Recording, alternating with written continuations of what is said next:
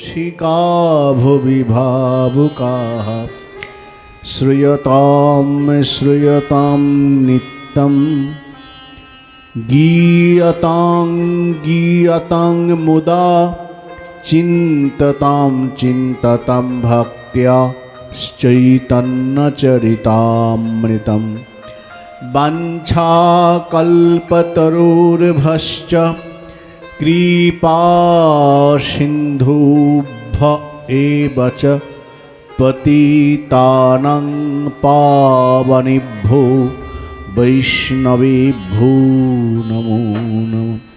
हरे कृष्ण कृष्ण कृष्ण हरे हरे, हरे राम राम राम हरे हरे। श्री गुरु प्रेमानंद निताई गौर हरि हरि। जय श्री राधा वल्लभ, जय गौर सुंदर।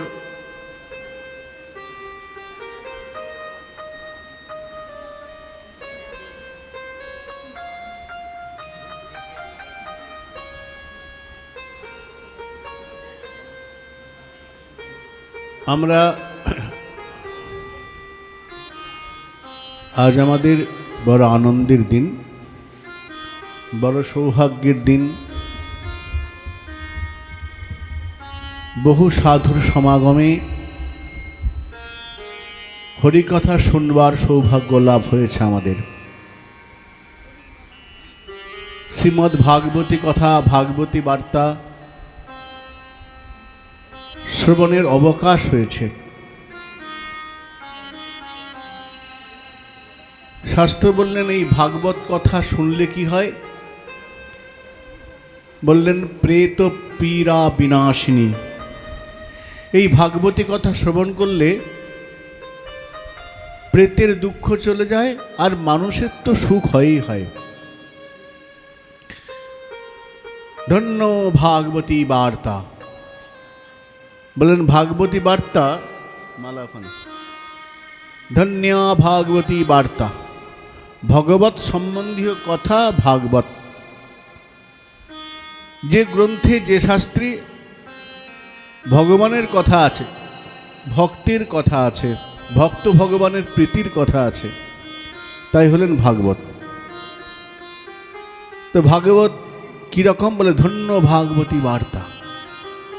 ভগবানের যে কথা, বার্তা, ভগবানের যে সন্দেশ, সেটা ধন্য।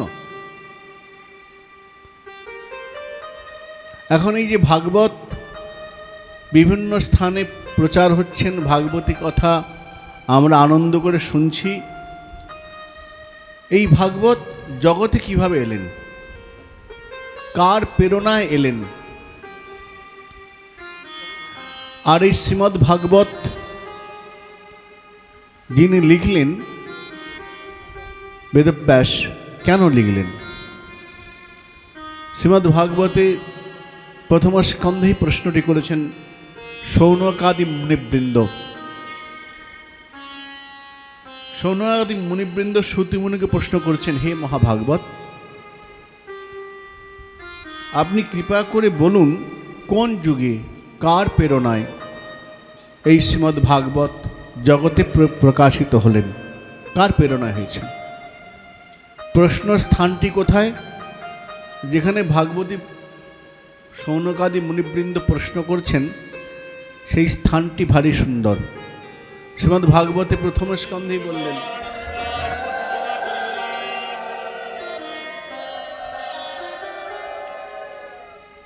আরেকটা কোথায় স্থানটি নির্বাচন, কোথায় ভাগবত শুরু হচ্ছেন, কোথায়? ওং নৈমিষে অনিমিষ ক্ষেত্রে ঋষয় শৌনকাদয়। শৌনকাদি মুনিবৃন্দ, ওটা দিয়ে শৌনকাদি মুনিবৃন্দ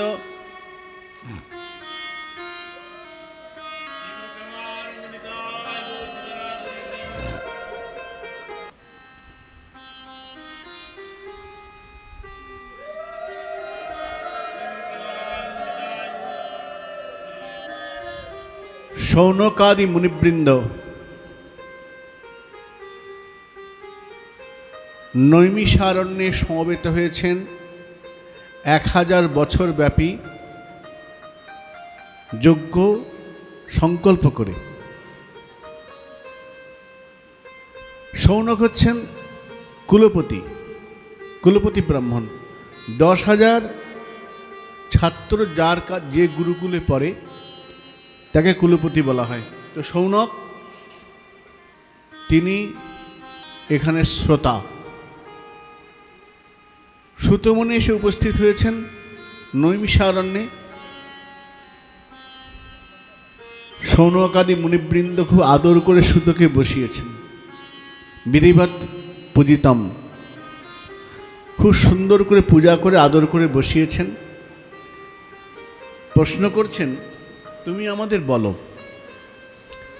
ভাগবত, শ্রীমদ্ ভাগবত জগতে কিভাবে এলেন, কিভাবে প্রকাশিত হলেন, আবির্ভূত হলেন ভাগবত, সেই প্রসঙ্গ কার প্রেরণা এলেন, তুমি আমাদের বলো। স্থানটি কোথায়? নৈমিষারণ্য। নৈমিষারণ্য মানে বলে যেখানে ভগবান এক নিমেষের মধ্যে সমস্ত অসুরদের বিনাশ করেছিলেন, তাই নৈমিষারণ্য বরাহ পুরাণে আছে। আরেকটি প্রসঙ্গ আছেন নৈমিষারণ্য কেন? এই যে শৌনকাদি মুনিবৃন্দ এরা ব্রহ্মাকে তপস্যা করলেন, করে বললেন, হে পিতামহ ব্রহ্মা, আপনি কৃপা করে বলুন আমরা কোথায়, কলিযুগ সামনে আসছে, কলিযুগ আগত, দাপর প্রায় শেষ, আপনি কৃপা করে বলুন আমরা কোথায় যজ্ঞ করব, সে যজ্ঞের স্থান নির্বাচন করে দিন।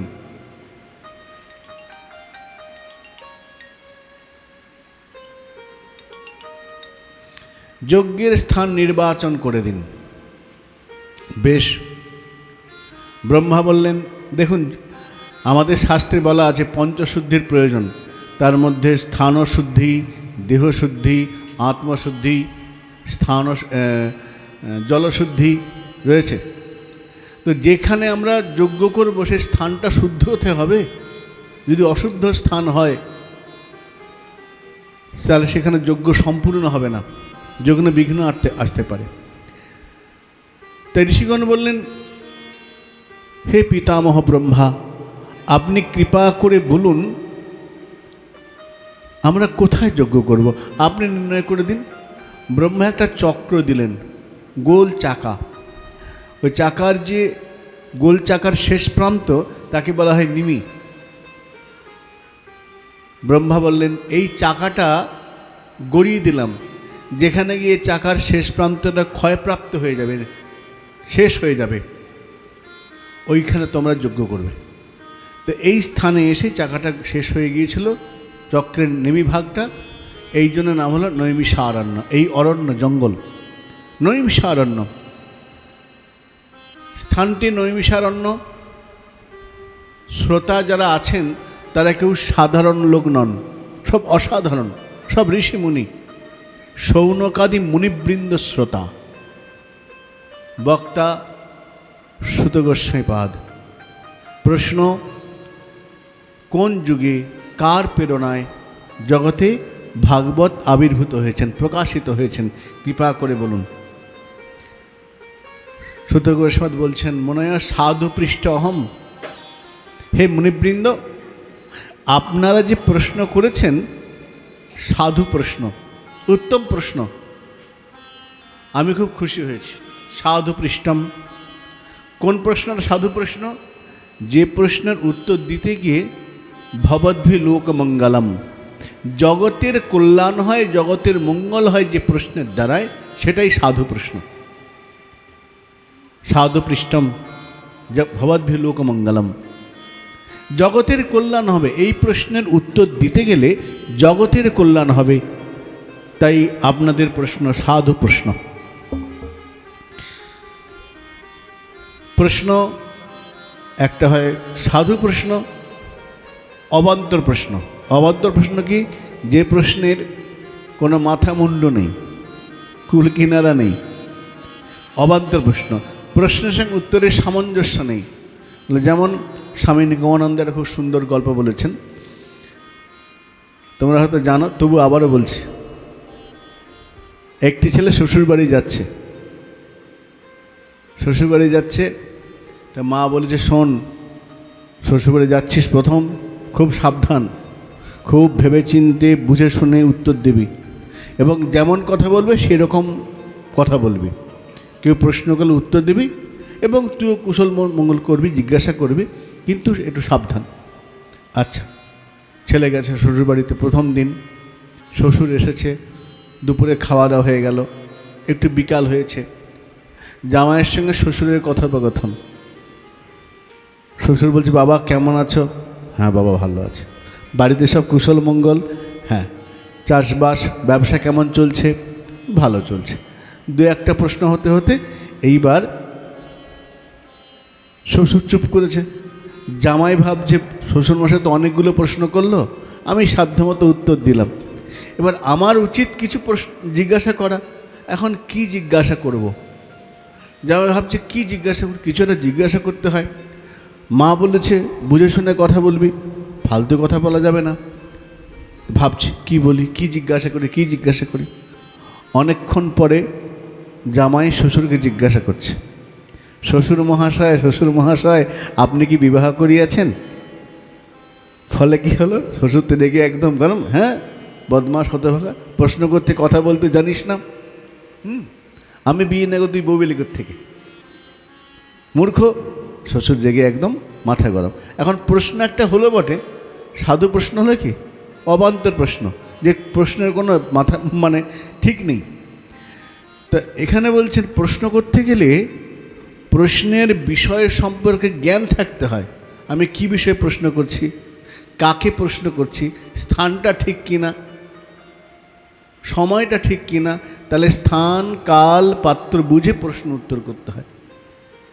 যদি এদিক ওদিক হয়ে যায়, মনে করে এক জায়গায় কোনো জায়গায় লোক মারা গেছে, সেখানে গিয়ে একটা আনন্দের খবর বললে ব্যাপারটা কেমন হবে, ঠিক হবে কি?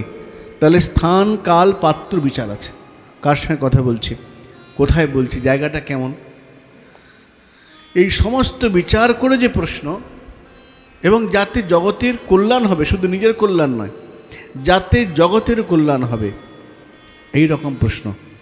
কোনো প্রশ্ন মানুষকে লজ্জিত করে, কোনো প্রশ্ন মানুষকে ক্রোধান্বিত করে দেয়। প্রশ্ন অনেক রকম, কিন্তু সাধু প্রশ্ন কি, কোনটা সাধু প্রশ্ন হবে? সুধ গোস্বামী বলছেন, জয়াত্মা সম্প্রসীদতি, যে প্রশ্নের উত্তর দিতে গেলে আত্মা প্রসন্ন হয়ে যায়। ভবদ্বিলোকমঙ্গলম, যে প্রশ্নের উত্তর দিতে গেলে জগতের কল্যাণ হয়, এই প্রশ্ন সাধু প্রশ্ন। ঋষিগণ বলছেন সাধু প্রশ্ন। সুধ গোস্বামী বলছেন, আপনাদের প্রশ্ন এখন উত্তম প্রশ্ন, আমি খুব খুশি হয়েছে, সাধু পৃষ্ঠম। আমি আপনাদের বলি,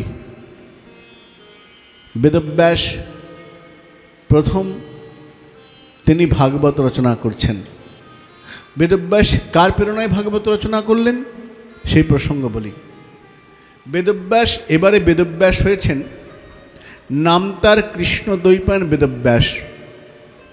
গায়ের রঙটা ছিল কালো, তাই তার নাম কৃষ্ণ। জন্ম হয়েছিল দ্বীপে, তাই তার নাম দ্বৈপায়ন।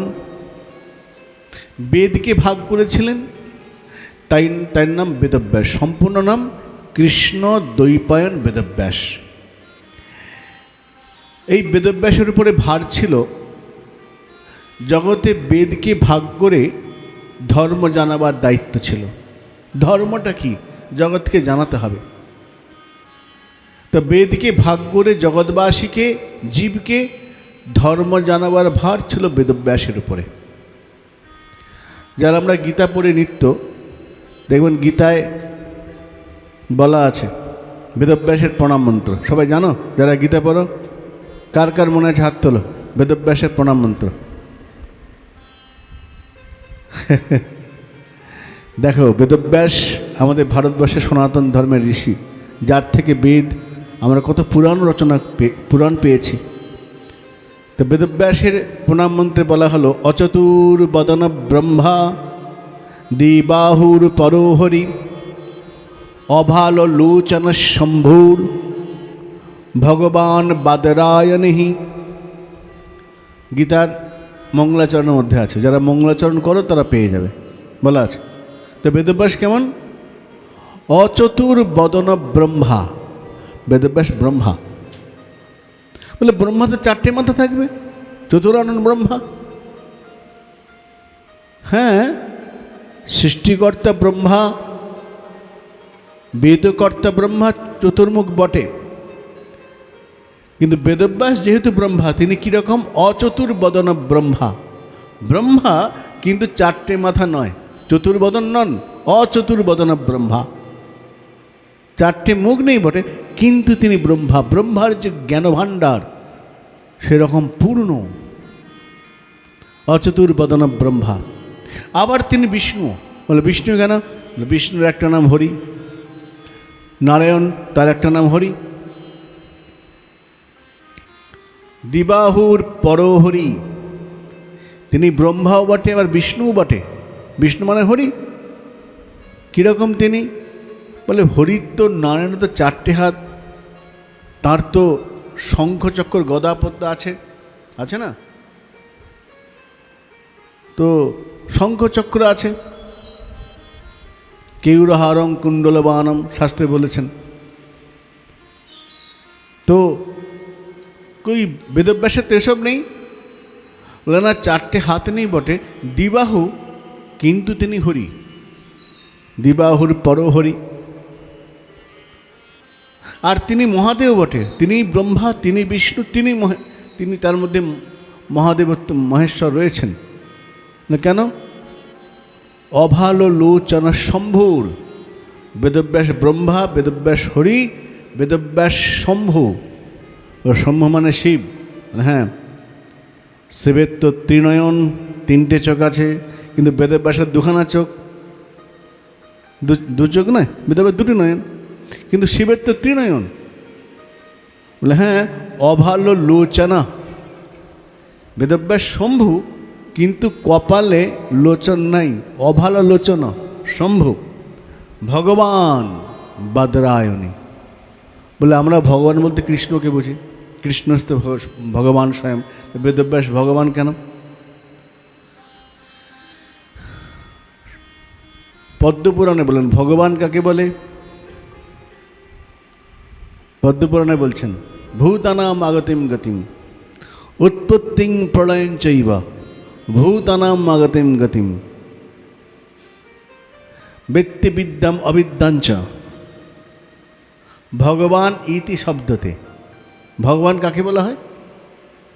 উৎপত্তিং প্রলয়ং চৈব। জগতের উৎপত্তি কী করে হয়, প্রলয় কী করে হয়, এ সম্বন্ধে যিনি জানেন। উৎপত্তিং প্রলয়ং চৈব ভূতানাম আগতিং গতিম। জীব কী করে এলো, কী করে যাবে, কোথায় যাবে, কেন এসছে, এই সমস্ত তত্ত্ব যিনি জানেন। যিনি যেটা জানা সেটা জানেন, যেটা অজানা সেটাকেও জানেন, এমন যে ব্যক্তি, তাকে ভগবান বলা হয়।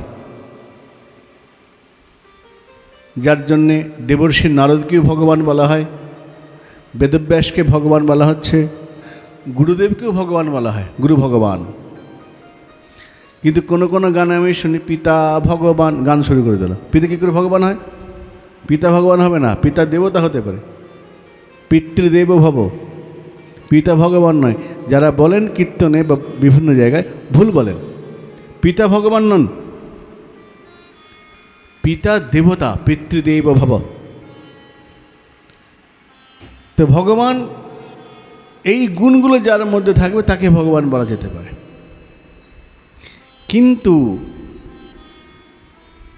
আবার আমাদের আচার্য ঋষিত প্রভু বলছেন যে হ্যাঁ, কিন্তু আর একটা ব্যাখ্যা আছে। কি? ঐশ্বর্যস্য সমগ্রস্য বীর্য যশাস্ত্রীয়। এই 6টা গুণ যার মধ্যে থাকবে সে ভগবান। ঐশ্বর্য, বীর্য, যশ, জ্ঞান, বৈরাগ্য যার মধ্যে আছে তিনি ভগবান। কিন্তু পার্থক্যটা কোথায়? ভগবান কৃষ্ণচন্দ্রের মধ্যে সমগ্র, ঐশ্বর্যস্য সমগ্রস্য বীর্যস্য যশস্ত্রীয়, ওটা সমগ্র থাকবে, 100-র মধ্যে 100। অন্য জায়গায় পরিমাণটা অনুমান, কিন্তু ছটায় থাকবে কম কম পরিমাণ। এইখানে পার্থক্যটা, বিভু আর অনু। যাই হোক, একটু জটিলে চলে গেছি, ফিরে আসি। তো বেদব্যাসকে বলা হলো ভগবান, অবল রচনা ভগবান বাদরায়ণী। বেদব্যাসের একটা নাম বাদরায়ণী, ভগবান বাদরায়ণ।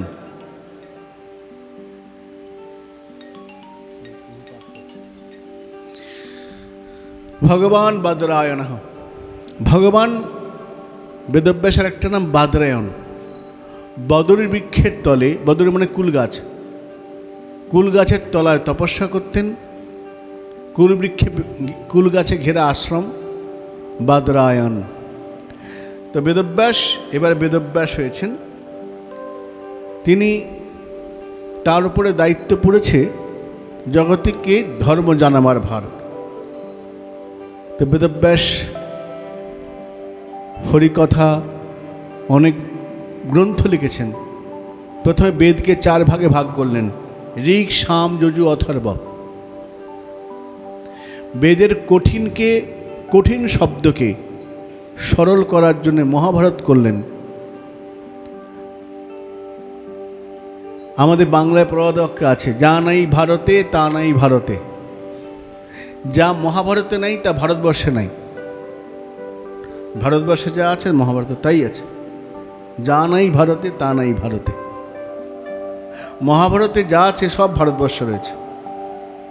সেই মহাভারত রচনা করেছেন বেদব্যাস। বেদকে ভাগ করলেন, 4 ভাগে ভাগ করে 4 শিষ্যকে দিলেন। পুরাণ রচনা করলেন। পুরাণ কাকে বলা হয়? পুরা অপি নব। কথাগুলো অনেক পুরনো ঘটনা, পুরনো কথা, যত শুনবে নতুন মনে হবে। আমরা ভাগবত পাঠ কত শুনছি, যত শুনি বলে আরেকবার শুনি, যাই পাঠটা শুনে আসি।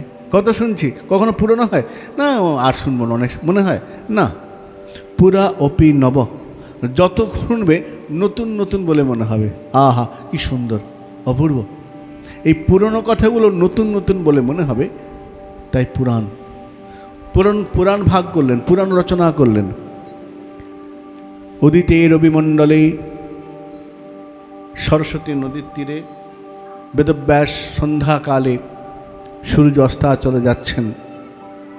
বেদব্যাস বসে আছেন, মনটা অপ্রসন্ন। কখন মনে অপ্রসন্নতা হয়? কর্তব্যপরায়ণ ব্যক্তি যখন কোনো কাজ করে তখন তার মনে তৃপ্তি আসে, প্রসন্নতা, না আমি কাজটা ঠিকমতো করতে পেরেছি। কিন্তু যদি তার কোনো কাজে কখনো ত্রুটি থেকে যায়, তার মনটা অপ্রসন্ন থাকে। কাজটা করলাম বটে, মনে হচ্ছে ঠিক হয়নি। তার মনে অপ্রসন্নতা, অতৃপ্তির ভাব থাকে, প্রসন্ন হয় না মনটা। কিন্তু কাজ যদি সম্পূর্ণ হয়, মন প্রসন্ন হয়, হ্যাঁ কাজটা ভালো মতো করেছি, এটা মনে হয়। তো মন অপ্রসন্ন হয়। বেদব্যাস ভাবছেন, আমি তো এত গ্রন্থ রচনা করলাম, মহাভারত লিখলাম। মহাভারত কেন লিখলাম? স্ত্রী শূদ্র দ্বিজবন্ধনাং তরৈনা শ্রুতি গোচরা। বেদ লিখেছি বটে, বেদকে ভাগ করেছি বটে, বেদকে ভাগ করলাম বটে, কিন্তু বেদকে বুঝবার ক্ষমতা, বুদ্ধি, ধীশক্তি সাধারণ লোকের নেই। স্ত্রী জাতি তারা বেদ বুঝতে পারবে না, শূদ্র তারাও বুঝবে না। দ্বিজবন্ধনাম, ব্রাহ্মণের ছেলে কিন্তু ব্রহ্মকর্ম করে না, গ্রন্থ পড়ে না, জপ আহ্নিক করে না, ব্রহ্মবন্ধু। রক্তটা ব্রাহ্মণ বংশে জন্ম, রক্তটা ব্রাহ্মণ শরীরের, কিন্তু ব্রাহ্মণের কোনো কর্ম করে না, এদের মাথায় বেদ ঢুকবে না। ত্রয়ী ন শ্রুতি গোচরা, বেদের একটা নাম শ্রুতি। কেন? যখন বেদ রচনা হন তখন লিখিবার প্রচলন অতটা ছিল না, শুনে শুনে মনে রাখতে হতো। বেদকে শুনে শুনে ঋষি পরম্পরায়, বংশ পরম্পরায় মনে রাখতেন। তাই বেদের নাম শ্রুতি, শ্রবণের মাধ্যমে রাখা হতো। তো এখানে বলছেন বেদব্যাস ত্রয়ী ন শ্রুতি গোচরা, এই বেদ সকলের গম্য পাঠ্য ছিল না। তাই তাদের সুবিধা, কিন্তু সাধারণ মানুষ যারা স্ত্রী জাতি সারাদিন সাংসারিক কর্মে ব্যস্ত, তাদেরও তো জ্ঞানের জন্য একটা মনে চিন্তা হতে পারে, ভগবত কথা শোনার, তাদের জন্যে মহাভারত করলাম।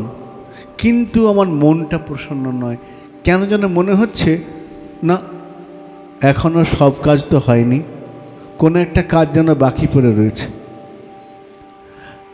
আর ওই যে বললাম, কর্তব্যপরায়ণ ব্যক্তির যদি কোনো কাজের ত্রুটি বলে মনে হয়, সে তৃপ্তি পাবে না, অতৃপ্তি তারা করে বেড়াবে। তাই তো কি যেন একটা করা হয়নি, বাদ পড়ে গেছে। বেদব্যাস ভাবছেন কিংবা ভাগবত ধর্মা ন প্রায়ণ নিরূপিতা প্রিয়া পরমহংসানাং ত এব অচ্যুত বা ত এব অচ্যুত প্রিয়া। আমি কি ভাগবত ধর্মের কথা বেশি করে বলিনি, ভক্তির কথা বলিনি? ভাগবত ধর্ম মানে এক কথায়, যদিও শ্রীমদ্ ভাগবত একাদশ স্কন্ধে ভাগবত ধর্ম বিস্তৃত বর্ণনা রয়েছেন। ভাগবত ধর্ম কি? এক কথায় বলতে গেলে যে ধর্মে ভক্তির প্রাধান্য। তো বেদব্যাস ভাবছেন আমি কি ভক্তি ধর্মের কথা বলিনি? আমি তো বলেছি। ন প্রায়ণ নিরূপিতা, আমার কি বেশি করে ভাগবতের কথা বলা হয়নি? নাহলে অতৃপ্তি কেন? আচ্ছা, যদি নাই বলি, হয়তো বেশি করে কৃষ্ণ কথা বলা হয়নি, ভগবানের ভক্তির কথা বলা হয়নি। আচ্ছা, এই ভক্তি ধর্ম কারা আচরণ করে? বলে খুব অল্প কিছু। কারা? প্রিয় পরমহংসানাম। এই ভাগবত ধর্ম কাদের প্রিয়? যারা পরমহংস। যারা পরমহংস, এই ভাগবত ধর্ম তাদের জন্যে। যেমন ভাগবতের দ্বিতীয় স্কন্ধে, শ্রীমদ্ ভাগবতের প্রথম স্কন্ধে সেখানে বলছেন ভাগবত কারা শুনবেন। এবং ভাগবত, শ্রীমদ্ ভাগবতের প্রত্যেক অধ্যায়ের শেষে যখন পারায়ণ করা হয়, সেখানে বলা হয় পরমহংসানাং সংহিতায়াম। এই ভাগবত হচ্ছেন পরমহংসদের সংহিতা। তো প্রিয়া পরমহংসনা, এই ভাগবত ধর্ম কিন্তু পরমহংসগণের অত্যন্ত প্রিয়। প্রিয় পরমহংসানাম, অত্যন্ত প্রিয়। হয়তো ভাগবত ধর্ম বেশি করে বলিনি, কিন্তু বেদব্যাস চিন্তা করছেন এই ভাগবত ধর্ম কারা আস্বাদন করে? বলে যারা পরমহংস। পরমহংস মানে ভাগবতে বলেন আত্মারাম আসছে মনায়, যারা আত্মারাম মুনি, যারা আত্মাতেই রমণ করেন, এদের জন্যে আত্মারাম মুনিকে আকর্ষণ করে নিয়ে এসেছে শ্রীমদ্ ভাগবত। আত্মারাম আসছে মনায়, তারা লক্ষণ কি আত্মারাম মুনির? পরমহংসের লক্ষণ কি? নিগ্রন্থা, যাদের কোনো গ্রন্থি দিয়ে বন্ধন করা যায় না। আমাদের সংসারে অনেকগুলো বন্ধন আছে, স্নেহের বন্ধন, প্রীতির বন্ধন, সামাজিক বন্ধন আছে না? ওরা এসব ধার ধারে না। নিগ্রন্থা, কোনো গ্রন্থি যাকে বাঁধতে পারে না, কোনো গ্রন্থি যাকে বাঁধতে পারে না। নিগ্রন্থা অপি উরুক্রমে, এইরকম পরমহংস, কোনো বন্ধন যাকে বাঁধতে পারে না, এই রকম মুনি পরমহংস। ভাগবত ধর্ম তাদের জন্যে। বেদব্যাস ভাবছেন তারা তো অনেক সংখ্যায় খুব কম, পরমহংস বেশি হয় না। পরমহংস মানে যেমন আমরা বুঝবার জন্য দেখছি, দৃষ্টান্ত নেব, হাঁস আর রাজহাঁস। রাজহাঁস কী করে? জলে দুধে মিশিয়ে দিলে দুধটা নেয়, জলটা নেয় না। রাজহাঁস জল থেকে দুধটা আলাদা করে নিতে পারে, এটা তার ক্ষমতা। রাজহাঁস দেখতে বড় বড় হয়, সাদা রং হয়। তো রাজহাঁস দুধে জলে মিশিয়ে দিলে দুধটা নেবে, জলটা নেবে না। ঠিক তেমনি যারা সংসারে এসে সংসারটা কেমন? অসার সংসারে, সংসারটা অসারে পরিপূর্ণ। এর মধ্যে সার কি? কৃষ্ণচরণ। অসার সংসারে এসে যারা সার শ্রী গোবিন্দচরণটা খুঁজে নেয় তারা পরমহংস। যেমন রাজা দুধটা নিয়ে নেয়। তো ভাগবত ধর্ম কাদের জন্য? সবার জন্যে নয়। কাদের বললেন? প্রিয়া পরমহংসা নাম, যারা পরমহংস এই ভাগবত ধর্ম তাদের জন্যে, তারা আস্বাদন করবেন প্রিয়া পরমহংসা নাম। বৈষ্ণব জীবনের একটা প্রসঙ্গ পড়ছিলাম, সম্ভবত রাজর্ষি বনমালী রায়। তো অনেক আগে পড়েছি, যেটুকু মনে আছে বসে, ভুল হলে হতে পারে, যেটুকু মনে আছে বলি। রাজর্ষি বনমালী রায় বৃন্দাবনে গিয়েছেন, রাজা বলে কথা, সঙ্গে 2-4 লোক রয়েছে। তো তার গায়ের একটা দামি কম্বল, শীতকাল ছিল, ধুতে দিয়েছে, তার লোক ধুতে দিয়েছে। এখন যারা বৃন্দাবনে আমরা যাই তারা জানি বাঁদরের খুব উৎপাত, প্রচণ্ড উৎপাত। যদি চশমা থাকে, হাতে মোবাইল থাকে, আর দেখতে হবে না, ধাপ করে কাঁধে লাভ দিয়ে চশমা নিয়ে দৌড় দেবে, বিস্কুট দাও, এটা দাও, সেটা দাও, দিয়ে দিই, তারপরে তবু কেউ পায় না। যাই হোক, বাঁদরে এসে ওই ভালো দামি কম্বলটা দাঁত দিয়ে কাটছে। অনেকগুলো বাঁদর এসছে। রাজা বনমালীর লোক, এই বাঁদর বাঁদর বাঁদর, যা যা, মহারাজের চাদর ছিঁড়ে ফেললো, এই কম্বল ছিঁড়ে ফেললো। উনিও ছুটে এসছেন, উনি দাঁড়িয়ে পড়েছেন, হাত জোর করে দাঁড়িয়ে দেখছেন, আর চোখে জল পড়ছে। তো ওরা মারতে গেছে, লাঠি দিয়ে মারছে, এই মেরো না। তো মহারাজ, আপনার চাদরটা এত দামি, আপনি বাইরে থেকে, বিদেশ থেকে আনিয়েছেন, কত দামি চাদর, কম্বল, সব তো কেটে লণ্ডভণ্ড করে দিল, মারবো না। না, এরা বাঁদর হতে পারে, কিন্তু এরা ব্রজে বাস করছে। আমার দুর্ভাগ্য, আমি কলকাতায় থাকি, কি সৌভাগ্য, এরা ব্রজে, আমি তো ব্রজবাস, হতে পারে পশু, কিন্তু ব্রজেতে বাস করছে। ওরা একটু আমার কোনো জিনিস পছন্দ হয়েছে, মেরো না বাঁদরকে। তাহলে বাঁদর সে ক্ষতি করে দিয়েছে, কিন্তু উনি বলছেন না, বাঁদর কৃপা করে আমার জিনিসটা ধরেছে। আর ব্রজবাসী বানর, কত সৌভাগ্য হলে ব্রজে বাস হয়, আমার তো সেই সৌভাগ্য নেই, আমি 2 দিন বেড়াতে এসেছি। অত দামি জিনিস নষ্ট হলো, ওনার কোনো দুঃখ নেই, বাঁদরদের লোকে মারছে, ওনার দুঃখ হচ্ছে।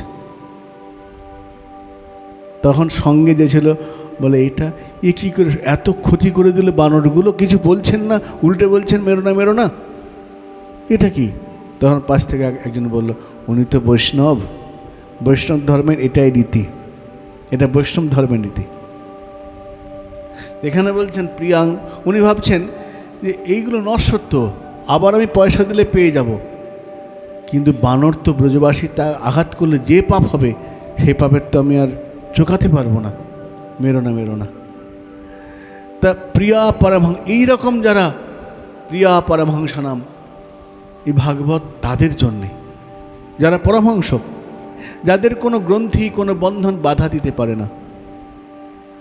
তো বেদব্যাস ভাবছেন তারা সংখ্যায় খুব কম, সংখ্যায় কম। আমাদের ভাগবত প্রভাটা খুব সুন্দর দৃষ্টান্ত দেয় পাঠের মধ্যে, বলছে আলু পটলের দোকানে খুব ভিড় হয়, কিন্তু দেখবে সোনার দোকানে বেশি ভিড় হয় না, সংখ্যাটা কম। কিন্তু তাই বলে কি ওই লোকগুলো কম দামি? ওদের মূল্য আছে। সোনার দোকানে যাবার যোগ্যতা সবার হয় না, সোনার দোকানে সোনা কিনবার ক্ষমতা সবার হয় না, ওখানে সবাই ঢুকতেও পারে না, কিন্তু আলু পটলের দোকানে লোক বেশি হয়। তার মানে এই লোকগুলো সংখ্যায় কম বলে এরা কম মূল্য, এরকম নয়। কিন্তু ঠিক তেমনি প্রিয়া পরমহংস নাম, এই ভাগবত ধর্ম পরমহংসের, সকলে পারে না এই ধর্মকে আস্বাদন করতে, এই ধর্মে যেতে, কিন্তু যারা যায় তারা তো পরমহংসগণের প্রিয়। আর তারা কীরকম বলে, তে অব অচ্যুত প্রিয়া, এই যারা পরমহংসকে আশ্রয় করে, পরমহংস ভাগবত ধর্মকে, তারা কীরকম জানো? হতে পারে সংখ্যায় খুব কম, কিন্তু তে এব অচ্যুত প্রিয়া। তারা, অচ্যুত মানে শ্রী গোবিন্দ, গোবিন্দের অত্যন্ত প্রিয়। গোবিন্দ এদেরকে ভালোবাসেন, শ্রী গোবিন্দ। কৃষ্ণ যদি ছুটে ভক্তে ভক্তি মুক্তি দিয়া, কভু প্রেম ধন না দেন রাখেন লুকাইয়া। কে বললো ঠাকুর আমাকে একটু স্বর্গে পাঠিয়ে দাও, আচ্ছা স্বর্গে যাও। কে বললো আমার একটু ঐশ্বর্য চাই, আচ্ছা নিয়ে নাও। কে বললো প্রভু আমাকে মুক্তি চাই, আমি স্বর্গ একদম মুক্তি, নিয়ে নাও। কে বললো ঠাকুর আমি প্রেম চাই, যে প্রেমে তুমি বন্দী হবে, বলে ওটি আমি দেব না। কভু না দেন রাখেন লুকাইয়া, সহজে দেন না। কিন্তু ওই প্রেমের সন্ধান যারা পান, যারা অচ্যুত প্রিয়, তাদের জন্যই ভাগবত। আমি কদিন আগে একটা ইউটিউবে পাঠ শুনছিলাম, একজনের বক্তব্য ভারী সুন্দর, একটা খুব সুন্দর কথা। বলে ভগবত প্রিয় কীরকম সাধু হবে, সাধু কীরকম হবে, বলে সবসময় আনন্দে থাকবে। অচ্যুতের প্রিয় তো সবসময় আনন্দেই থাকে। একটা সাধু কোথাও যাবে, তীব্র রোদ, তো যাবার জন্য ব্যাগপত্র গুছিয়েছে, দেখছে কি রোদ ঠাকুর, কিন্তু আমাকে তো যেতেই হবে, যাব, যা হয় হবে, বেরিয়ে পড়েছে। যেই বেরিয়েছে একটু পর আকাশে মেঘ, লোকটা হাসছে সাধুটা, বাহ ঠাকুর তুমি এত ভালোবাসো আমাকে, কি কটকটে রোদ, হঠাৎ থেকে মেঘ চলে এলো, সত্যি ঠাকুর তোমার তুলনা নাই, পাছে আমার পায়ে তাপ লাগে তুমি মেঘ দিয়ে দিলে, আচ্ছা বেশ ভালো।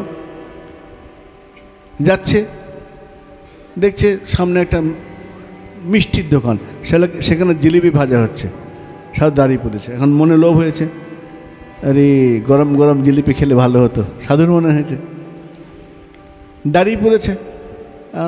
লোভ তো হলো, পকেটে তো পয়সা নাই, কিন্তু লোভ যে বড় হচ্ছে, দাঁড়িয়েছে মিষ্টির দোকানের সামনে অনেকক্ষণ,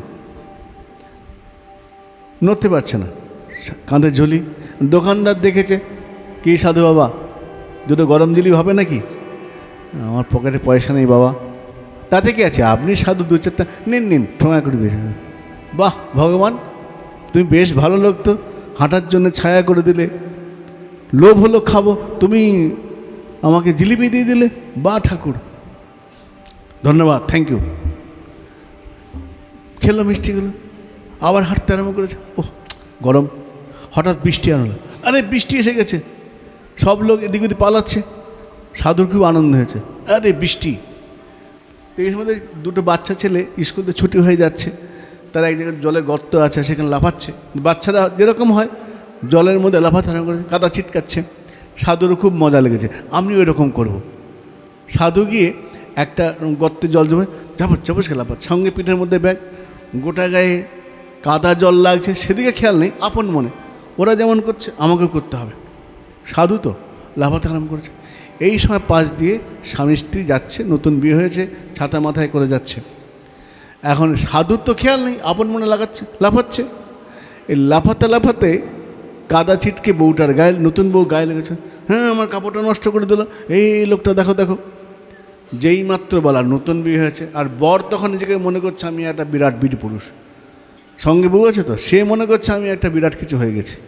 আমার পিতা প্রভু বলতেন, কি ছিনু আর কি হনু, যেন বিরাট কিছু হয়ে গেল। হ্যাঁ তুমি আমার বউয়ের গায়ে কাপড় নোংরা করেছো, খবরদার, কেন করেছো? হ্যাঁ বুঝতে পারিনি, দেখিনি আমি। দেখনি কেন? দেখনি আমার বউ যাচ্ছে, কেন তুমি করেছো? হ্যাঁ দেখো বাবু আমি তো খেয়াল করনি। হ্যাঁ ইয়ার কি হচ্ছে, রাস্তার মধ্যে লাফানো বাচ্চা ছেলের মতো, ঠাস করে চর মেরেছে, এমন জোরে চর, ঠাস করে ছিটকে পড়েছে, মাটিতে পড়ে গেছে। মাটিতে পড়ে হাসছে, ওর উপর দিয়ে দেখো, বা ভগবান কখনো ছায়া দিচ্ছ, কখনো জিলিপি খাওয়াচ্ছ, কখনো চোরও মারাচ্ছ, বেশ বেশ তোমার ইচ্ছা। যখন মনে হলো ছায়া দিলে, যখন মনে হলো বৃষ্টি করে দিলে, কখন মনে হলো আমাকে চর খাইয়ে দিলে, বাহ ভালো ঠাকুর তুমি বেশ ভালোই আছো, তোমার যা ইচ্ছা বলে বিড়বিড় করে আপন মনে বলছে। আবার ও ভাবছে ওকে কিছু বলছে, ও বলে হ্যাঁ তুমি আবার কী যেন বলছো আমাকে। না না তোমাকে বলিনি ভাই, আমি ওনাকে বলছি, ওনার লীলা দেখে আমি বলছি। না না আর বলবে না, আবার মারতে, আবার মারবো। তো ওই মেরো না, সাধু মানুষ, দেখো সাধুকে মেরো না, কী হবে না হবে। না না জানো না, এটা এইরকমই করতে, এরা সাধু না, এরকমই। যেমন হয় বীরত্ব দেখাচ্ছে বউয়ের সামনে, স্ত্রীর সামনে। তো বেশ, এই ছেড়ে দিলাম, যাও। ঠিক আছে। সাধু আপন মনে চলছে, ওরাও চলে গেল। সাধু আস্তে আস্তে হাঁটছে আপন মনে, ঠাকুর তোমার কি ইচ্ছা, কখন যে কী করো আমার সঙ্গে, কিন্তু যা করো ভালোই করো, তোমার যা ইচ্ছা। চলছে। এদিকে লোকটা স্বামী স্ত্রী দুজনে ঘরের কাছাকাছি গেছে, বৃষ্টি হয়েছে তো কাদা হয়ে গেছে, আর ঘরে উঠতে গেছে, পা পিছলে লোকটা পড়ে গেছে, পড়ে গিয়ে মাথা ফেটে গেছে, গল গল করে রক্ত পড়ছে। বউটা বলছে কে আছো, দেখো আমার স্বামী পড়ে গেছে, ছুটে এসো, রক্তপাত হয়ে গেছে। লোকজন ছুটে এসছে, আর স্ত্রী হাউ হাউ করে কাঁদছে। কী হয়েছে? ওই দেখো না, উঠতে গিয়ে পড়ে গেল। হঠাৎ পড়লে কেন? বউটা এখন বলছে মনে হয় আমার স্বামী ওই সাধুটাকে চর মেরেছিল, সাধু মনে টুকটাক অভিশাপ কিছু করেছে, না এত তাড়াতাড়ি পড়ে গিয়ে লাগে, ওই সাধুটা কিছু করেছে। এদিকে 2-4 জন লোক জড়ো হয়ে গেছে, তাও যে এটা সাধু ঠিক করেনি, সাধু কেন অভিশাপ দেবে, কি হয়েছে, দুটো ঝগড়া হতেই পারে। এই করতে হতে সাধুটা আসছে, ওই সাধুটা বলে এই সাধুটা, এর সঙ্গে আমার স্বামী ঝগড়া হয়েছিল। তখন ছেলে পেলে তো মারতে গেছে, এই সাধু দাঁড়াও, কী হয়েছে? তা কিছু তো মার, এই কথা কি, আগে 2-4 ঘা দিয়ে নে, সাধুগিরি হচ্ছে, লোকে অভিশাপ দেওয়া। তা দুটি মারতে গেছে, এই দাঁড়াও দাঁড়া, মারছে কেন? সাধু বলে মারছে কেন? মারবো না, তুমি এনেকে অভিশাপ দিয়েছো, এই পড়ে গিয়ে মাথা ফেটে গেছে, রক্তপাত, তোমার সাথে দুটো কথা কাটাকাটি হতেই পারে, অভিশাপ দেবে তা বলে। শোনো শোনো শোনো শোনো, দাঁড়াও, মারবে পরে, আগে আমার কথাটা শোনো। বলে কী? বলে শোনো, হ্যাঁ আমি লাফাচ্ছিলাম, জল দেখে মজা করে লাফাচ্ছিলাম, তাতে আমার এই ভদ্রলোকের স্ত্রীর গায়ে নোংরাটা লেগেছে। তো যে গায়ে লেগেছে এর বন্ধু হয়, স্ত্রীর স্বামী রক্ষা করবে, ঠিক আছে, প্রিয়জন বন্ধু, তো এর ইয়ারকে দেখেছে, এ আমাকে চর মেরে দিয়েছে। কেন? ওর বন্ধুর ক্ষতি করেছে, তো কাপড় নষ্ট করেছে, দিয়েছে, ঠিক আছে, কিন্তু আমি কিছু করিনি। কিন্তু যেহেতু আমাকে মেরেছে, আমার তো একটা ইয়ার আছে, সে দেখেছে, সে উত্তর দিয়েছে, আমি কিন্তু উত্তর দিই, আমি কিছু বলিনি। আমাকে চল লেগেছে, ইয়ারটা আমার বন্ধু যে সে উত্তরটা দিয়েছে। এবার তোমরা সবাই যদি আমাকে মারো, সে যখন উত্তর দেবে সামলাতে পারবে তো, আমি কিছু অভিশাপ দেবো না। তখন সব আস্তে আস্তে পিছিয়ে গেল, বলে না না না, এই সাধু ঠিক কথাই বলেছে। তো কী হলো? অচ্যুত প্রিয়া, যাদের ভগবানের সঙ্গে ভালোবাসার সম্পর্ক, তার দায়িত্ব ভগবান নিয়ে নেন। সাধু কিন্তু অভিশাপ কিচ্ছু দেননি, সাধুকে চর মেরেছে, ভগবান ওখান থেকে উত্তর দিয়ে দিয়েছে। এখানে বলছেন তে অচ্যুত প্রিয়াহা, যারা অচ্যুত প্রিয় এই ভাগবত, তাদের জন্য। তা আমি বেদব্যাস ভাবছেন আমার মন কেন অপ্রসন্ন, আমি কি যশ ভগবতমলম, ভগবানের যশ কীর্তন গুণকীর্তন বেশি করিনি?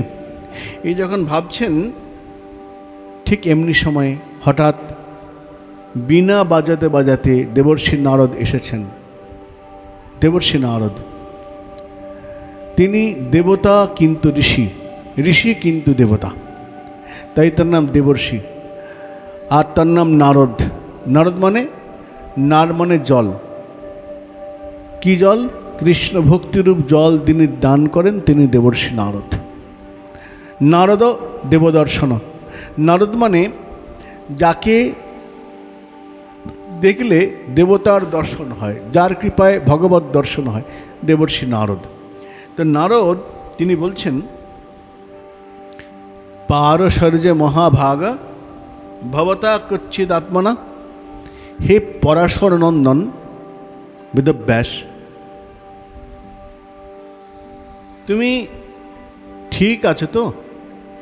হে পরাশর নন্দন বেদব্যাস, তোমার মুখ দেখে মনে হচ্ছে তুমি খুব দুঃখী, কোনো কারণে তোমার মনের মধ্যে অপ্রসন্নতা, তোমার চিত্তটা প্রসন্ন নয়।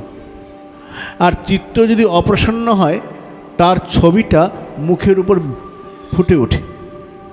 মনের অপ্রসন্নতা, মনের দুঃখ, বিষাদ, কষ্ট সব মুখের মধ্যে ফুটে ওঠে।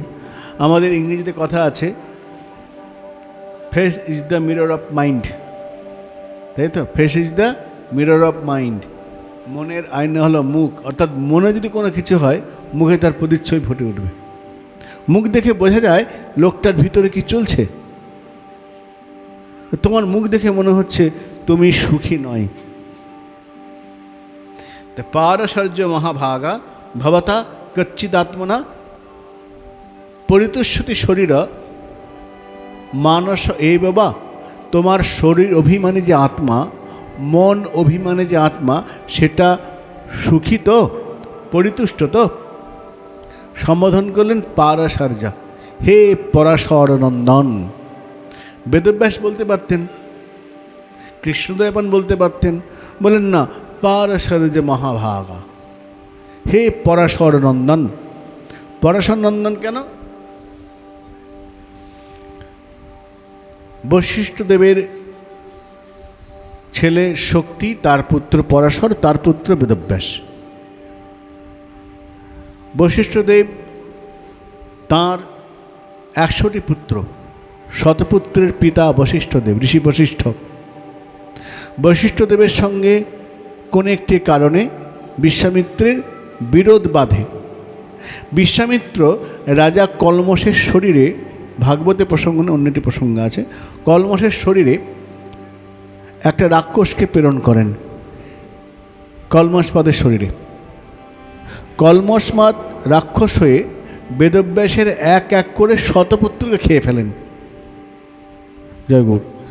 বশিষ্ঠের শতপুত্রকে আহার করে নেন, খেয়ে নেন। বশিষ্ঠের জ্যেষ্ঠ পুত্রের নাম শক্তি, শক্তিকেও খেয়ে নেয় কলমশপাদ। বশিষ্ঠ মুনি দুঃখিত হৃদয়ে আত্মহত্যা করতে গেছেন, আমি বাঁচব না। দেখো ব্রহ্মর্ষি, বশিষ্ঠ মুনি ব্রহ্মর্ষি, তিনি আত্মহত্যা করতে গেছেন, বাঁচব না। এত আঘাত। আমরা মনে করি সামনে আমি আর পাচ্ছি না। বশিষ্ঠদেব, যিনি ঋষি বশিষ্ঠ, এত বড় ঋষি, সপ্তর্ষির মধ্যে একজন, তার 100টা ছেলেকে বিশ্বামিত্র মেরে দিয়েছেন, রাক্ষসদের খাইয়ে দিয়েছেন।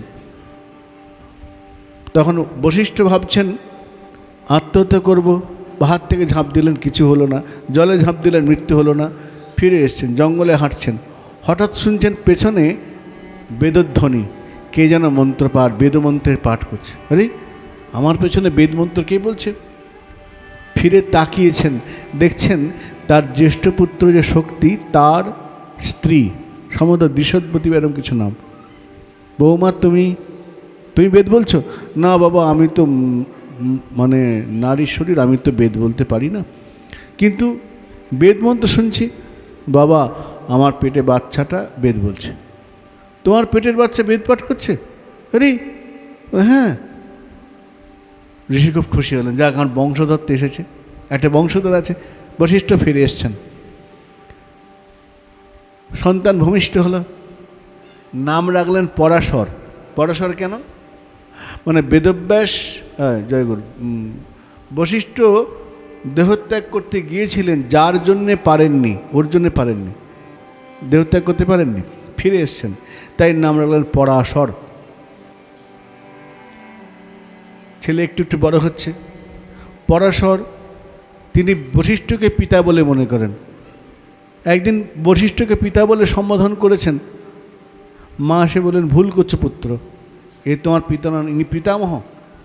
তাহলে মা, আমার পিতা কোথায় গেল? তোমার পিতাকে ঋষি বিশ্বামিত্র রাক্ষস কলমশপাদকে দিয়ে খাইয়ে দিয়েছে। রাক্ষসে আমাদের বংশের 100 জনকে মেরে দিয়েছে। রাক্ষস সবাই শেষ। পরাশর অত্যন্ত ক্রোধ হলো, অত্যন্ত ক্রোধান্বিত হয়ে পরাশর মুনি বললেন, যজ্ঞ করব। রাক্ষস নিধন যজ্ঞ শুরু করেছেন। অত্যন্ত জ্ঞানী ব্যক্তি। বশিষ্ঠ বোঝালেন, বাবা এটা আমাদের কাজ নয়, দাদু ভাই তোমার উচিত নয় এটা, কিন্তু ক্রোধ বলে না আমি করব। অনেক রাক্ষস আহুতি দিতে আরম্ভ করলেন, রাক্ষস মরতে আরম্ভ করলেন। তখন বাকি 6 জন যে ঋষি, সপ্তর্ষির মধ্যে, তারা সকলে এসে বললেন, পরাশর এটা তোমার কাজ নয়। হত্যা করা ব্রাহ্মণের ধর্ম নয়। ব্রাহ্মণের 9টা গুণের মধ্যে ক্ষমা একটা গুণ, নম্রতা একটা গুণ, বিনয় গুণ। তুমি ক্ষমা করে দাও। আর যে রাক্ষস তোমার পিতাকে বা তোমার বংশের লোকেদের খেয়েছে, সে তো রাজা কলমশ, আর সে নিজেও জানে না কি হয়েছে। তার ভিতরে রাক্ষসকে প্রেরণা করা হয়েছিল। তো তোমার জন্য এখন যারা নিরীহ রাক্ষস, যারা কোনো ক্ষতি করে না, তারাও বধ হয়ে যাচ্ছে, তুমি এই যজ্ঞ ছেড়ে দাও। যখন বুঝালেন তখন পরাশর, আচ্ছা বেশ, আমি আর রাক্ষস নিধন যজ্ঞ করব না। ঋষিদের কথায় যিনি রাক্ষস নিধন যজ্ঞ বন্ধ করে ক্ষমা করে দিয়েছিলেন, দেবর্ষি বলছেন তুমি সেই পরাশরের পুত্র। সে ঋষি পরাশর, যিনি মাতৃগর্ভে বেদ পাঠ করেছিলেন। বশিষ্ঠের বংশধর যে পরাশর, তুমি তার পুত্র। তোমাকে তো প্রসন্ন থাকতেই হবে। তাই বলেন পরাশর যে মহাভাগা, একে তুমি পরাশরের নন্দন, দ্বিতীয় তুমি মহাভাগ্যবান। ভাগ্যবান না হলে এত বেদ রচনা, পুরাণ রচনা, মহাভারত রচনা করেছ, কম ভাগ্যের কথা? তুমি মহাভাগ্যবান। তো আমার তোমাকে প্রশ্ন, তুমি মহাভাগ্যবান, অনেক পুরাণ রচনা করেছো, তুমি অত্যন্ত জ্ঞানী, কিন্তু তোমার শরীর অভিমানে যে আত্মা, মন অভিমানে যে আত্মা, সেটা সুখী তো? পরিতুষ্ট তেমে পরিতুষ্ট আছে তো? না, এরকম প্রশ্ন করলেন কেন? শরীর অভিমানী আত্মা সুখী, এগুলো বললেন কেন? বলে এই জন্যে বললেন, আমরা শরীরটাকে মনে করি দেহ, কিন্তু শরীরটা দেহ নয়, মনটাও আমি নয়, আত্মা নয়, আত্মা আলাদা। কিন্তু আত্মার সঙ্গে শরীরের সঙ্গে এমন যোগাযোগ হয়ে গেছে যেন শরীরটাই আমি, যেন মনটাই আমি, কিন্তু মন বা শরীর দুটোই আমি নয়, কিন্তু দুঃখী হয়ে যাই আমরা। সেই জন্যে বললেন পরিতুষ্য শরীরই বাবা। একটা প্রসঙ্গ আমরা বলে আমরা বিশ্রামের দিকে যাব।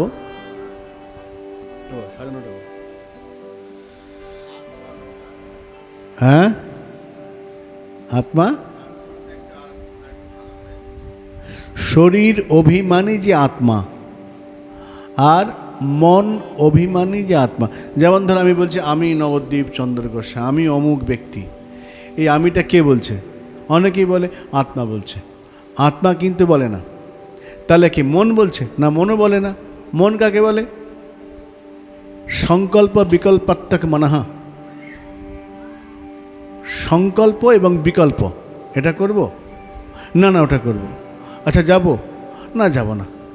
একবার মন কি করে? তোমার সামনে একটা সংশয়ে দোলায় দুলিয়ে দেয়, কি করা উচিত সে বুঝতে পারে না। মনের সামনে অনেকগুলো পথ খুলে দেয়, এটা ওটা, ওটা এটা করবো, ওটা করবো, ওটা করবো, কী করবো বুঝতে পারে না। এই যে অবস্থাটা, চঞ্চলং হি মনা কৃষ্ণ, গীতায় বলছেন না, মন চঞ্চল, এটা করব, ওটা করব, ওটা খাবো, ওটা খাবো, এটা করব না, ওটা করব। এই যে একটা মোহ, মানে জাল বিছিয়ে দেয়, এইটা মনের কাজ। সংকল্প বিকল্প বললে বুঝবে। অনেক বড় প্রসঙ্গ, সংক্ষেপে বলি। দুর্যোধন গিয়েছেন কৃষ্ণের কাছে, কৃষ্ণচন্দ্র শুয়ে রয়েছেন, দুর্যোধন আগে গিয়েছেন, কুরুক্ষেত্র যুদ্ধ সামনে। দুর্যোধন ঘর থেকে কীভাবে বেরোলো? দুর্যোধন সংকল্প করল কৃষ্ণকে কৌরব পক্ষে নিতেই হবে। কৃষ্ণ যদি আমাদের পক্ষে থাকে, যুদ্ধ আমরা অর্ধেক জিতে গেছি। কৃষ্ণকে আমাদের পক্ষে নিতে হবে, এই ভাবনা করে ঘর থেকে বেরোলো, পৌঁছালো দ্বারকায়। কৃষ্ণচন্দ্র শুয়ে আছেন, কোথায় বসবো? একটা সিংহাসন রাখা, মাথার সামনে তাও। দুর্যোধন গিয়ে সিংহাসনে বসলো। মহামানী দুর্যোধন। দেখবে মান, এই যে অভিমান বা অহংকার, অনেক সময় আমাদেরকে বিপদে ফেলে দেয়। মাথার সামনে সিংহাসনে, ওইখানে আমি কি কম কিসে? মাথার সামনে, কৃষ্ণের মাথার সামনে পেছনে বসেছেন। একটু পরে অর্জুন এলেন। অর্জুন এসে দেখছেন দাদা দুর্যোধন বসে আছে। এই অর্জুন এসে কৃষ্ণের পায়ের কাছে বসলেন, আর কৃষ্ণচন্দ্র চোখটি খুলেই তাকে, আরে অর্জুন কখন এলে? প্রথম প্রশ্ন। অর্জুন বললেন এই মাত্র এসেছি। দুর্যোধন বলছেন, ভাই কৃষ্ণ, আমি কিন্তু আগে এসেছি। কৃষ্ণ বলছেন, দাদা আমি তো তোমায় দেখিনি, আমি তো আগে অর্জুনকে দেখেছি। তুমি এসেছো বটে, কিন্তু আমি তো আগে অর্জুনকে দেখলাম। আচ্ছা বেশ, কেন বলো, কী জন্য এসেছো? তুমি তো সবই জানো, যুদ্ধ হবে। হ্যাঁ সে তো জানি, তো আমার তোমার কাছে আবদার, তুমি কৌরব পক্ষে যোগ দাও। দুর্যোধন বলছেন। কৃষ্ণ বলছেন, অর্জুন তুমি কেন এসেছো? দাদা আমার একই কথা ভাই, যুদ্ধ সমাগত, তুমি পাণ্ডব পক্ষে যোগ দাও। তো কৃষ্ণ বলছেন, দাদা দেখো আমি তো আগে দেখেছি অর্জুনকে, তো অর্জুনের কথা শুনে বলে, না আমি আগে এসেছি।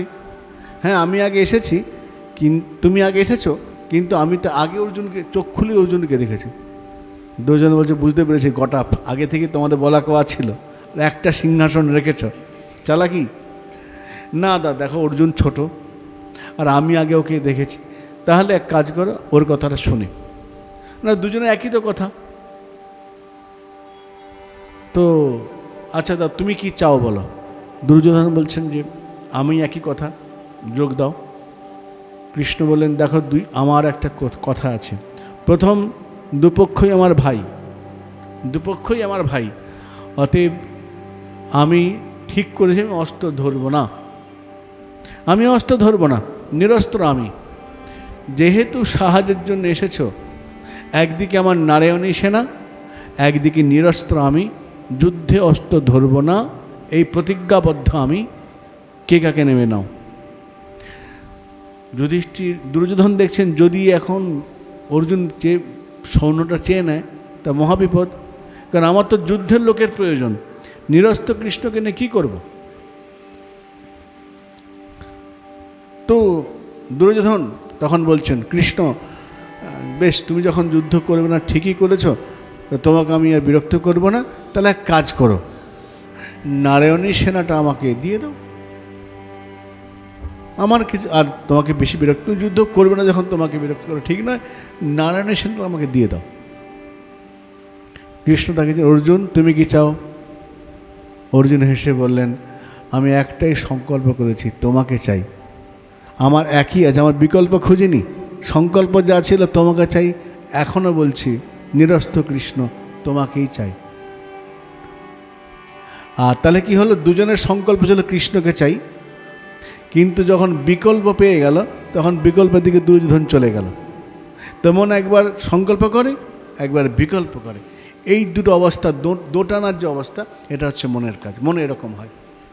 তারপরে বুদ্ধি, নিশ্চাত্তিকা বুদ্ধি, মন যখন ডিসিশান নিয়ে নেয় এটা করবই করব, খারাপ হোক ভালো করব, তখন তার নাম বুদ্ধি। বুদ্ধি নির্ণয় করে। বুদ্ধি কোত্থেকে নির্ণয় করে? চিত্তের সাহায্যে। তার মানে যে ঘটনা ঘটলো তার খারাপ ভালো দুটোই আমার মনে আগে থেকে জমা আছে চিত্তে, সেইখান থেকে আচ্ছা আগে আগে তো এই ঘটনা ঘটেছে, তাহলে এটা হবে। চিত্ত থেকে নিয়ে সিদ্ধান্ত নেয় বুদ্ধি মন সাহায্যে। কিন্তু এই কোনোটাই সম্পূর্ণ হবে না যদি অহংয়ের স্ট্যাম্পটা না পড়ে, আমি করেছি। এই অহম, মন, বুদ্ধি, চিত্ত, অহংকার, এই অহংকার যে আমি করেছি, অহিমানাত্মিক আবৃত্তি, এই অহম বলছে আমি, আত্মা আমি বলছে না। আমি যেটা বলছে সেটা অহম, আমি। তাহলে কেউ আমাকে গালাগালি করলো, দুঃখী হলাম, কেউ প্রশংসা করলো, সুখী হলাম।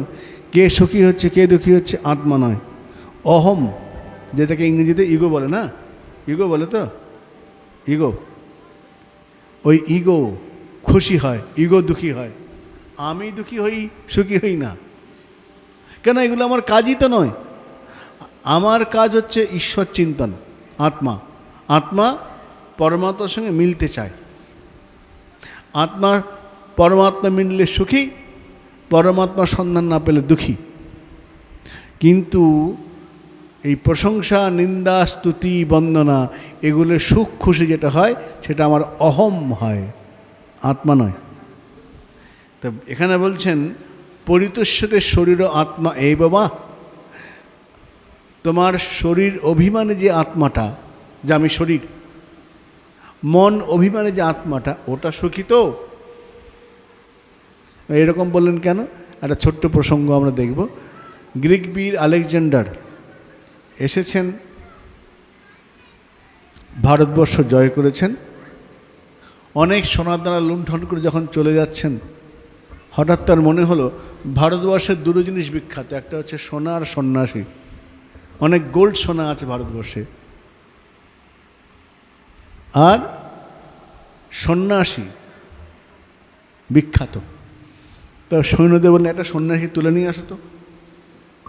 সৈন্যরা গিয়ে দণ্ডী নামে এক সন্ন্যাসীকে তুলে নিয়ে এসছে।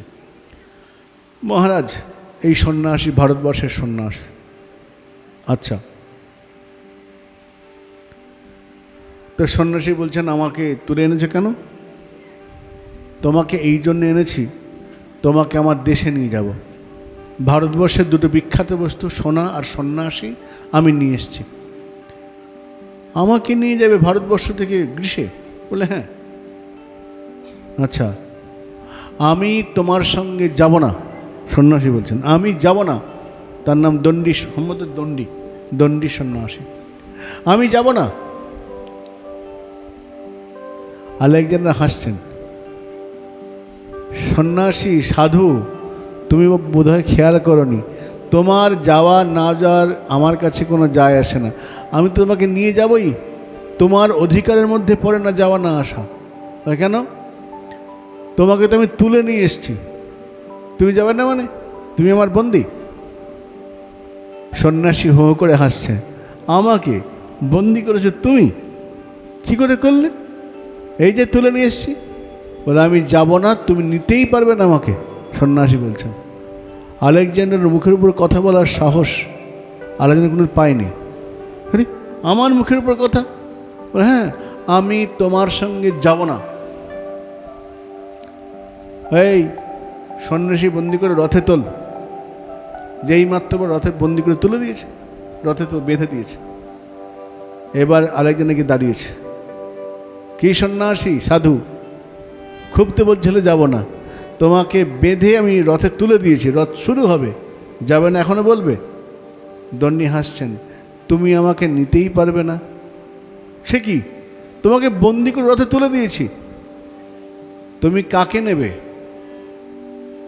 সন্ন্যাসীর শরীরটাকে নেবে না সন্ন্যাসীর যে জ্ঞান সত্তা, সন্ন্যাসী যে জন্য বিখ্যাত, জ্ঞানের জন্য তো, সেই জ্ঞান সত্তা, সন্ন্যাসীর চেতন সত্তা, সেটাকে নেবে না শরীরটাকে নেবে? তুমি যদি আমার শরীরটা নিয়ে যেতেই পারো, তোমার শক্তি আছে, কিন্তু যে জন্য আমাকে নেবে, আমার যে জ্ঞান চেতনা শক্তি, সন্ন্যাসের যে শক্তি, আমি সেটাকে বন্ধ করে দেবো, সে ক্ষমতা আমার আছে। তুমি একটা নিথর দেহকে নিয়ে যাবে, কোনো কাজে লাগবে না, আমি তো আমার জায়গায় বসেই থাকবো। তুমি আমার নিথর শরীরটাকে নেবে, যে শরীরে কোনো জ্ঞান সত্তা নেই, যে শরীরে কোনো চেতন সত্তা থাকবে না, একটা জড়দেহকে নিয়ে যাবে। কী লাভ? নিতে পারো, কিন্তু আমাকে তুমি নিতে পারবে না।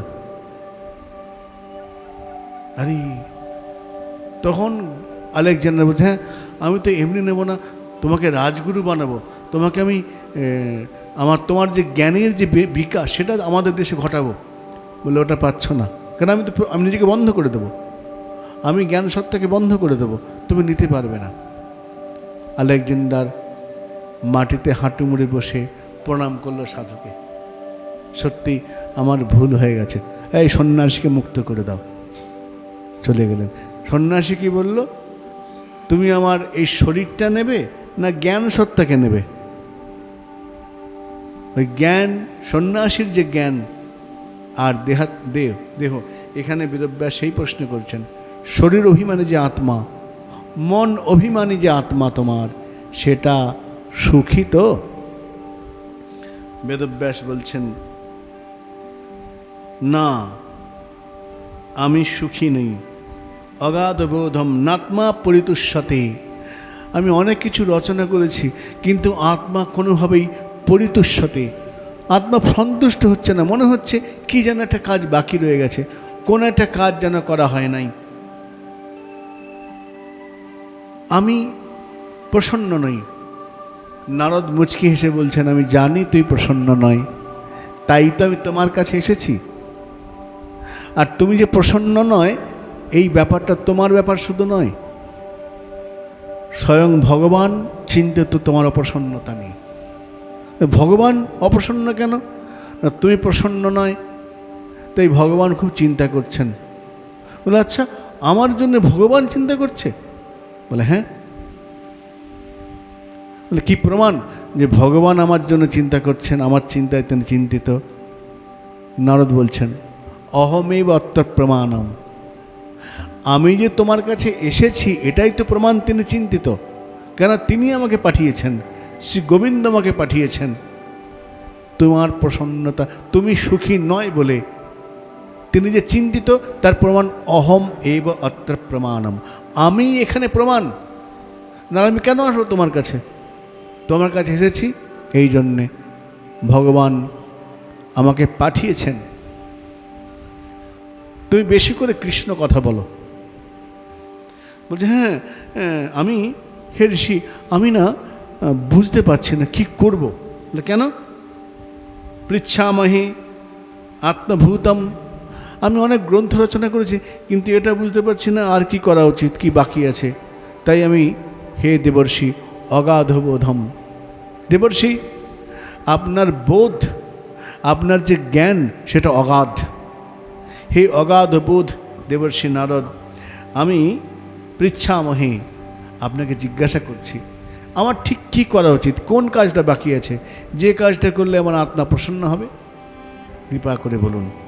বেদব্যাস নারদ বলছেন, ভগবতা অনুদিত প্রায়ম, তুমি অনেক কথা বলেছ কিন্তু এখনো বেশি করে ভগবানের যশ কীর্তন করনি। ভগবত যশ, ভগবানের যশের কথা গুণের কথা বেশি করে বলনি। ভগবানের কথা তো বলেছে, কীরকম ভগবান? ভগবত অমলম, অমল যে ভগবান, যে ভগবানের নাম করলে সমস্ত দোষ কেটে যায়। ঠাকুর নরোত্তম বলছেন, শুনিয়া গোবিন্দর পলাবে আপনি সব সিংহর যেন করিগণ, সেই যে ভগবান তুমি তার কথা বলনি, তুমি বেশি করে তার কথা বলো, এতেই তোমার প্রসন্নতা হবে। তখন বেদব্যাসকে দেবর্ষি নারদ সেই জ্ঞানের সন্ধান দিলেন, যে জ্ঞানের সন্ধান দিয়ে বেদব্যাস বললেন, নারদ বললেন, এতদ বিপুলী করু, তোমাকে যে চতুশ্লোকী ভাগবত বিদ্যা দিলাম এটাকে বিপুল করো, বড় করে লেখো, এতদ বিপুলীকরম, এটাকে বিরাট করে করো। এই বলে নারদ চলে গেলেন। অনেক বড় প্রসঙ্গ, আমাদের সময় খুবই কম, কিন্তু মূল বক্তব্য হলো ভগবানের প্রেরণায় দেবর্ষি নারদ দিলেন বেদব্যাসের কাছে, বেদব্যাসের প্রেরণায়, জয় গুরু, দেবর্ষি নারদ বেদব্যাস নারদের প্রেরণায় ভাগবত লিখতে শুরু করলেন। তাহলে আমাদের প্রশ্ন ছিল, কার প্রেরণায়, কোন যুগে ভাগবত রচনা হয়েছিলেন?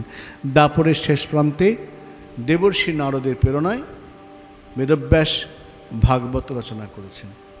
আমাদের যে প্রশ্ন ছিল, আমরা আজ যথামতি যথাসাধ্য আজ এখানে বিশ্রাম রাখি। শ্রীগুরু প্রেমানন্দ নিতাই গৌর হরি হরি।